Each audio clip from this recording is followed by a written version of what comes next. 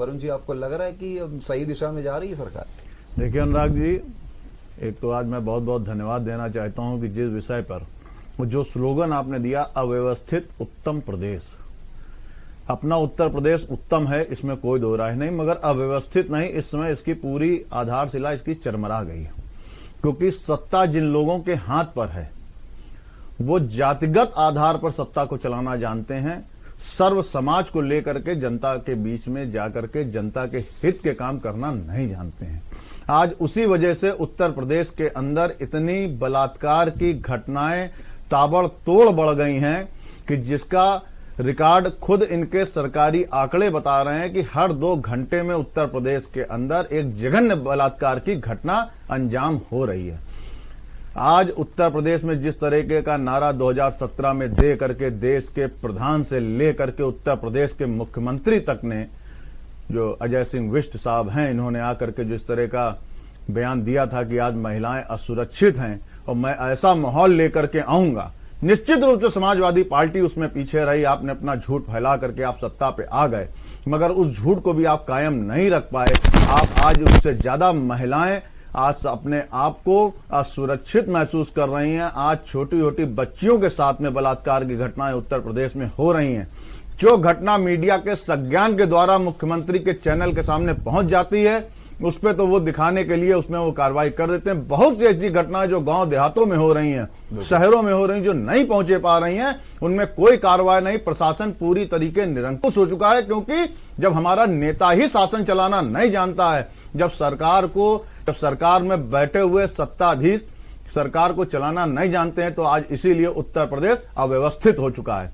आज जिस तरीके से अभी हम लोगों ने धान की बात करी, आज किसान पिछले आज 50 दिन 46 दिन हो रहे हैं, 44 दिन, आज किसान दिल्ली में रोडों पर बरसात में बैठा हुआ है, मगर ये हुक्मरानी सरकार उसकी बातों को सुनने पर अपनी जगह से टस से मस नहीं हो रही है। किसान रो रहा है, बिलख रहा है। अभी जैसे मेरे साथी भाई रंजीत जी ने कहा कि उसके लिए बहुत सी धाराएं, बहुत सी जगह खुली हुई थी, वो जाकर भेज देता। अरे वो खुली मंडी में जाकर भेजता, तभी तो किसान चिल्ला रहा है कि हमें एमएसपी की गारंटी दे दो, हमें एमएसपी की गारंटी दे दो, जितने में हमारे धान का जो हमारा मूल्य है वो हमको मूल्य मिल जाए। इसका एक कानून बना दो। इस कानून बनाने में सरकार का क्या जा रहा है? आज इसीलिए किसान, अपने कानपुर की घटना है कि कल रात में उसने अपने धान के उसमें ट्रैक्टर में आग लगा दी, 50 कुंतल धान उसका वहां पर जल गया। उस किसान से पूछो वो अपने गरीब बच्चों को क्या खिलाएगा जाकर के। पूछे इस महानगर के डीएम से और कमिश्नर से, पूछे इस प्रदेश के मुख्यमंत्री से कि वो किसान अपने बच्चों को 50 कुंतल उसने धान पे आग लगा दी। अचानक पूरा प्रशासन हड़बड़ा गया। आज इस कंडीशन पे आ गया उत्तर प्रदेश। सबसे बड़ी बात, चुनाव को देखते हुए जिस तरीके से योगी सरकार ने, प्रशासन ने क्रय केंद्रों के निरीक्षण की अगर जिम्मेदारी दे दी है कि एक जगह आप जाइए, आप देखिए किस तरीके से वहां पे क्या किया जा रहा है, और बहुत सारी ऐसी चीजें मीडिया के कैमरों के सामने भी आई हैं कि जहां पर कहीं ना कहीं देखा जाए तो पूरी लापरवाही बढ़ती जा रही थी, क्रय केंद्रों में अव्यवस्था बढ़ती जा रही थी, चाहे वो बांदा की बात करें या कल अगर चौबेपुर की बात कर लें, जहां की हम बात कर रहे हैं। आखिरकार ये नौबती क्यों आती है? सबसे बड़ा सवाल तो ये भी है ना। देखिए, जब हम उत्तर प्रदेश की जनता अपने बीच से नेता चुन करके उत्तर प्रदेश के मुख्य पद पे, मुख्यमंत्री पद पे अगर किसी व्यक्ति को बैठालती है, तो उसका जो प्रशासनिक डंडा होता है, अगर वो मजबूत होता है, वो नीचे अधीनस्थ अधिकारियों पर मजबूती से चलता है, तो वो अधिकारी भी जगहों जगहों पर करते हैं। आज जिस तरीके से उत्तर प्रदेश में सारी व्यवस्थाएं चरमरा चुकी हैं, अभी आपने बताया कि लोग शमशान वाली घटना बताई कि आज तक के इतिहास में लोग मर करके शमशान की तरफ जाते थे, अब मरे हुए लोग शमशान से घरों की तरफ आ रहे हैं। ये हमने पिछले 4 साल में उपलब्धि पाई है। ये इनकी सरकार की भ्रष्टाचार की सबसे बड़ी पोल। और उसमें कौन नपे? उसमें नाप दिया गया ठेकेदार, उसमें नाप दिया गया जेई और एई। वो खुलेआम बोल रहा है कि मैंने 16 लाख रुपए रिश्वत दी है, जो ऊपर तक गई है। अरे उन ऊपर वालों को क्यों नहीं जेल के अंदर भेज रहे हो?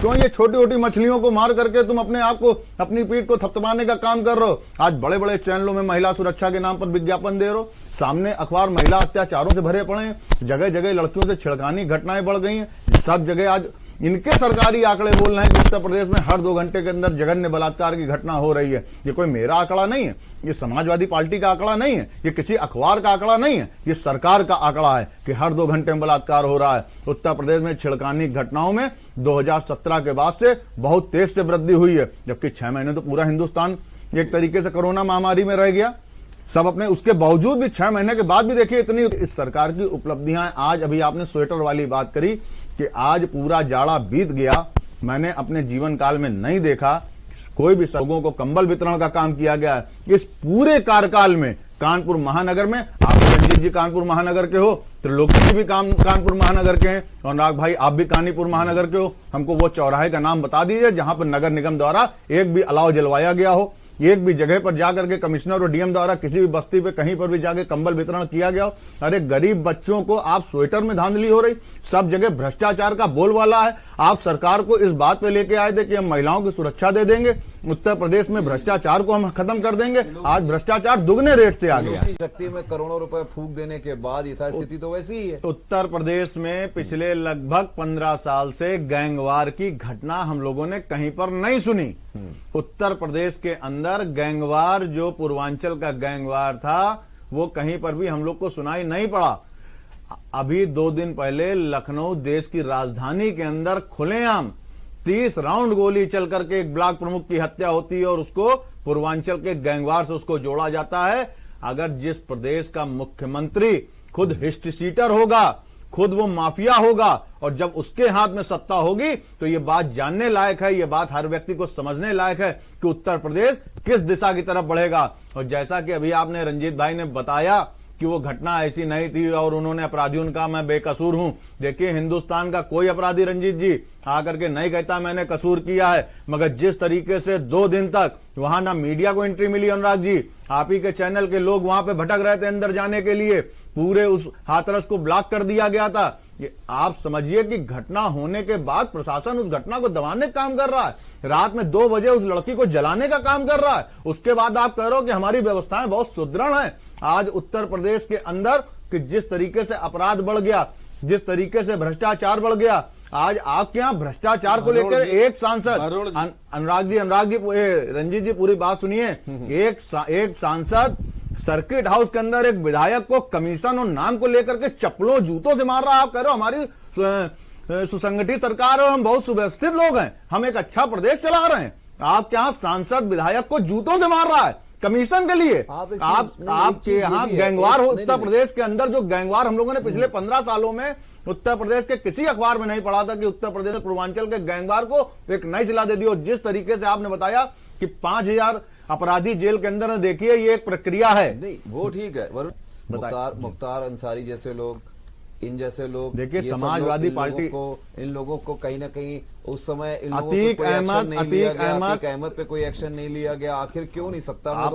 आप जिस समय अतीक अहमद को यह हुआ कि हमारे समाजवादी पार्टी के राष्ट्रीय अध्यक्ष अखिलेश यादव जी ने, जैसे ही अतीक का ये हुआ कि वो कानपुर से लड़ेंगे, सारे चैनलों ने कर दिया, सारे अखबारों ने कहा कि नहीं हमारी पार्टी में इनकी जगह नहीं है। उन्होंने उसी समय उनको वापस कर दिया। उन्होंने कहा इन लोगों को पार्टी में जगह नहीं मिलेगी। समाजवादी पार्टी समाज के लोगों को लेकर के चलने का काम करती है। अपराधियों से हम लोग का आज भारतीय जनता पार्टी की स्थिति ये है। आप बलात्कार की, अभी मैं एक छोटी सी घटना इनको मैं बता रहा हूं कि आप ही के विधायक, उन्नाव यहाँ से बगल का जिला है हम लोग के, उन्नाव, आपके विधायक वहां पर बलात्कार की घटना फंसते हैं, आपके मुख्यमंत्री उनका बचाव करते हैं। आपके मुख्यमंत्री कहते हैं मैं जांच करा रहा हूं, एसआईटी गठित कर रहा हूं। आखिर गायत्री प्रजापति, नहीं देखिए दोष नहीं सिद्ध हुआ, यहां तो दोष सिद्ध हो गया ना अनुराग जी, दोष तो सिद्ध हो गया। देखिए विधायक की एक गरिमा होती है, विधायक से क्षेत्र की जनता देखती है। आज जिस तरीके से उत्तर प्रदेश के अंदर ये बात अभी हम नहीं, हाँ ये जरूर है कि एक जाति विशेष को छोड़ करके बाकी समस्त जातों को अपराध की श्रेणी में रख दिया गया है। इस सरकार की ये उपलब्धि जरूर रही है कि एक विशेष जात विशेष को छोड़ करके, जैसे अभी रंजीत जी ने कहा मैं नाम नहीं लेना चाहूंगा, तो मैं भी नाम नहीं ले रहा हूं, मगर समझने वाले समझ रहे हैं कि वो कौन सी जात विशेष है कि जिसको मत छेड़ो। उस जात के अपराधी का कौन सा घर गिरा है? रंजीत जी जरा बता दीजिए हमको एक नाम।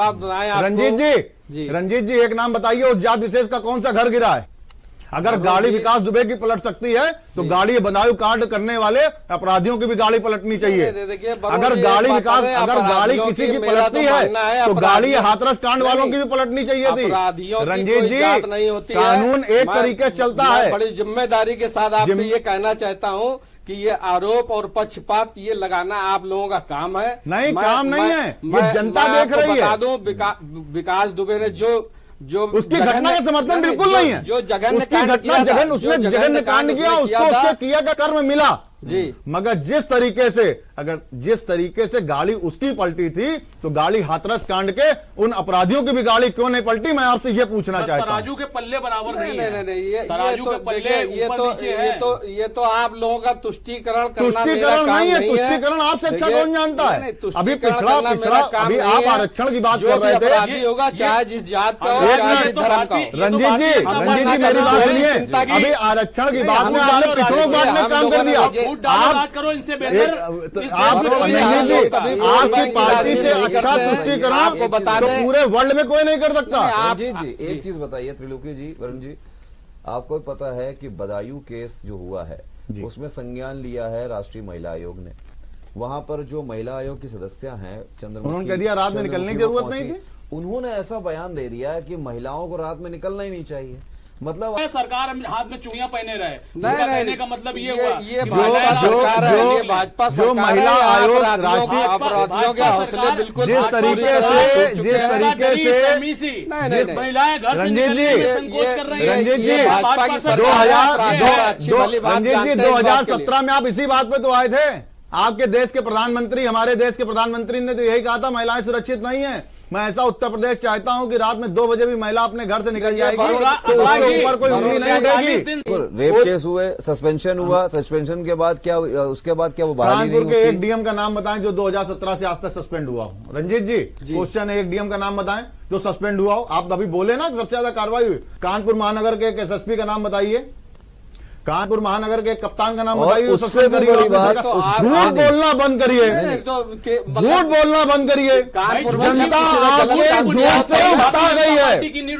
रंजीत जी जनता भारतीय, आपका झूठ नहीं, जो आपकी भारतीय जनता पार्टी के झूठ से उकता गई है। झूठ बोलना बंद करिए। आज जब संजीत अपहरण कांड होता है, पूरा आज तक उसकी लाश नहीं मिली, सारी चीजें हो गई, प्रशासन नकारा के रूप में उत्तर प्रदेश के कानपुर के अंदर बैठा रहा। जब यहां पर उतर करके समाजवादी पार्टी ने सड़कों पर संघर्ष किया, तब उसके बाद एक एसपी को यहां पे आपने निलंबित कर दिया और 15 दिन बाद फिर उसको बहाल कर दिया। ये आपकी कानून व्यवस्था है। आप करो, सबसे ज्यादा अधिकारी हमारी सरकार में सस्पेंड हुए हैं।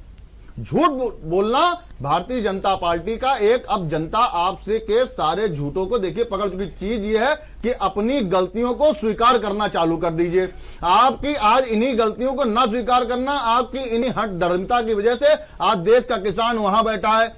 आज उत्तर प्रदेश के अंदर यह हालात हो गए कि आज यहां का व्यापार चौपट हो गया। आज यहां पर इसीलिए अपराध बढ़ा कि आज यहां का व्यापार खत्म हो गया। कानपुर उत्तर प्रदेश का मैनचेस्टर कहा जाता था हिंदुस्तान का। आज जिस तरीके से देश के प्रधानमंत्री ने आके कहा कि हम यहाँ की लाल इमली को चालू कर देंगे, यहाँ की चिमनियों से धुआं निकाल देंगे, आज कहाँ का धुआं निकला? उन कर्मचारियों का। आज यहाँ का कर्मचारी, आज जिस तरह के, देखिए अनुराग जी, ये सारी अव्यवस्थाएं इसीलिए होंगी कि जब जनता के अंदर त्राहिमाम होगा। वरुण जी, महिलाओं के प्रति जो जुल्म अत्याचार वो हो क्यों रहा है? देखिए अनुराग जी, मैं 1 मिनट बता दूं। अपराध, कानपुर में बहुत बड़ा एक कांड हुआ, अपराध जिसको मीडिया ने प्रमुखता से दिया, मगर उसके बावजूद उस मामले को इतनी तेजी से लीपा पोता गया। कानपुर में संवासनी कांड हुआ था अभी इसी सरकार में 2 साल पहले, कि वहां पर संवासनी गृह कांड में कई वहां की जो बंद थी लेडीजें उनको प्रेग्नेंट पाया गया। उस कांड को इतनी तेजी से लीपा गया। अभी मैं परसों झांसी होकर के आ रहा था, परसों झांसी के एक मुख्य अखबार की फ्रंट लाइन की पेज न्यूज थी कि सिर्फ झांसी और ललितपुर के किसानों पर 25 अरब रुपए का कर्ज है, सिर्फ 2 जगह का। यह सरकारी आंकड़ा था। सिर्फ 2 जिले ललितपुर और झांसी, जहां की जमीन बहुत उपजाऊ नहीं कही जाती है, झांसी और ललितपुर 2 जिले जहां के किसानों का सर्वे करने के बाद वहीं से सर्वे चालू हुआ कि यहां पर सिर्फ 2 जिलों में 25 अरब रुपए का कर्जा है, जिसपे कि बैंकों का ब्याज दिन पे दिन बढ़ता जा रहा है और किसान की कमर टूटती जा रही है। रंजीत जी, आज जिस तरीके से उत्तर प्रदेश के अंदर देखा जाए तो वरुण जी और बहुत सारी चीजें, सवाल आपके सामने खड़े हैं, आंकड़ों के साथ खड़े हैं, इसका जवाब तो दे दीजिए। देखिए, आपने अगर आंकड़ा दिया है 25 अरब रुपए का, तो उसके साथ ये भी बताइए कि ये मेरा आंकड़ा नहीं है, ये मेरा आंकड़ा नहीं, आपकी सरकारी एजेंसी का आंकड़ा है। वो पूरा पढ़ा पेज, पूरा पढ़ा है, तो उसमें वो कर्जदार कब से हैं? क्या वो भाजपा सरकार आते ही कर्जदार हो? बिल्कुल नहीं थे, पहले से थे, जब कांग्रेस सरकार थी। जब किसानों के लिए सुन ले रंजीत जी, अरे भाई एक मिनट, पूरी बात तो सुन लें आप।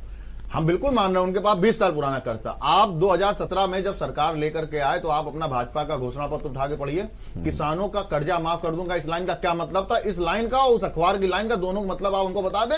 आप हमको दोनों मतलब को आप क्लियर कर दें कि आपके घोषणा पत्र में यह था किसानों का कर्जा मुक्त, कर्जा माफ किया जाएगा, और आज वहां पे निकला है 25 अरब सिर्फ 2 जिलों की बता रहा हूं बात, 25 अरब रुपए 2 जिलों का। आप दोनों चीजों कानपुर महानगर में हम लोग राजनीति करते हैं, कानपुर महानगर में कि संवासनी गृह कांड में कौन दोषी हुआ, किस डीएम को आपकी सजा मिली, किस एसडीएम को मिली, किस एसीएम को मिली, और आप हमको अपने किसान का जो कर्जा माफ करने वाला आपके घोषणा पत्र में एक लाइन थी, आप सिर्फ उस घोषणा पत्र की लाइन को आप उजागर कर दीजिए। आप बात बताइए, आपको पूरा टाइम दिया जा रहा है। देखिए जो किसानों का एक निश्चित दायरे का कर्जा था वो माफ हुआ है। 2 रुपए नहीं, 2 किसान को 2 रुपए चेक मिली है, 2 रुपए नहीं। देखिए एक सिस्टम होता है, इसी न्यूज चैनल ने दिखाया है जिसमें हम लोग बैठे हैं जी।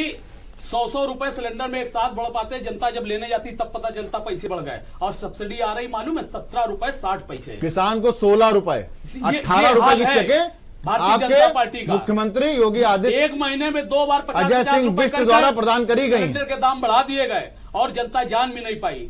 इस तरह का काम भारतीय जनता पार्टी कर रही है। ये जन विरोधी सरकार है। 2 रुपए 18 रुपए 16 रुपए 50 पैसे देश की बोली वाली ये किसानों की कर्जा माफी जो आपके दोहरे चरित्र को प्रदर्शित करती है। फिलहाल आप बाइक में पटकी देगी, फिलहाल वक्त बताएगा। नहीं पटकी देगी। देखिए रंजीत जी, ये तो क्लियर है। जी बिल्कुल बिल्कुल। आपका आईना जनता को दिख गया है, अपने कामों में पूरा आपके पाप का घड़ा भर गया है, आप निश्चित रहिए, आपके पाप का घड़ा भर गया है। केंद्र में 5 साल में ही जनता, दूर 5 साल में ही हिंदू मुस्लिम का फर्क जनता समझ गई है। देखिए कुल ये मिला हम न तय करेंगे ना आप तय करेंगे, देश की जनता प्रदेश की बिल्कुल, जनता तय बिल्कुल, करेगी। कुल मिला कि ये जब जनता इस समय कष्ट में है, जनता बिल्कुल। इस समय प्रभावित है प्रदेश देश सरकार का से, तो किसान, देश का युवा, देश का शिक्षक, देश की महिलाएं, आज सब मेरे साथ चलिए, बिल्कुल बस्तियों में बहुत चलिए, अच्छी बात है। वहाँ पे आपको दिखा दे कि लगभग हर घर में गैस चूल्हा पहुंच चुका है। देखिए बिल्कुल सही उनको बात सब्सिडी मिलती है। 10,000 लोगों की लिस्ट दे सकता हूँ शीशम में, विधानसभा में 10,000 लोग। अरे चूल्हा पहुंच गया, उज्ज्वला योजना में उनकी सब्सिडी क्यों खत्म कर 2 दी? साल तक सब्सिडी उनको मना थी। क्यों सब्सिडी मना दी? वो सिलेंडर आज वो सिलेंडर, एक बात बताइए, आज वो चूल्हा आपका पड़ रहा था, चूल्हों में लोगों ने बाहर निकाल के आग लगा दी रंजीत जी, जिसने वो है सिलेंडर ना? दिया, आज उसको दोबारा उज्ज्वला सिलेंडर योजना दे के दिया। मुंह पे हिंदुस्तान के गरीबों ने थूक दिया है। वरुण जी कुल मिलाकर रंजीत जी आपको भी मानना पड़ेगा, व्यवस्थाएं अभी सुधरी नहीं है। आप कितना भी आप प्रचार प्रसार अब कर इतनी लीजिए। बिगड़ी थी, अब धीरे धीरे सुधरे। नहीं वो बिगड़ी थी क्या? आप देखिए और जिम्मेदारी बिगड़ गई। आपकी भी बनती है। और गर्त कई में चली जगहों गई। कई गांवों में तो अब ये है कि बिजली के पोल नहीं है, खंबे नहीं है, तार नहीं है, मीटर केवल फर्जी लगा हुआ है दिखाने के लिए, और बिजली भी धड़ा आ रहे हैं। तो किसानों की ऐसी की तैसी तो वैसी भी हुई पड़ी है। बिजली की जहां तक बात है, आप जो है देखिए इस बात को देख लीजिए कि सारी सरकारों से इस सरकार में बिजली की सबसे अच्छी व्यवस्था। देखिए जो सरकार जब महाराष्ट्र में अनुराग जी, जब महाराष्ट्र में 4.5 रुपए बिजली की दर है तो वहां पर भारतीय जनता पार्टी जाकर के प्रदर्शन कर रही, पूरे प्रदेश को बंद करा रही है। जब उत्तर प्रदेश में 7.8 रुपए है तो यहाँ पर वो अपनी पीठ थपथपाने का काम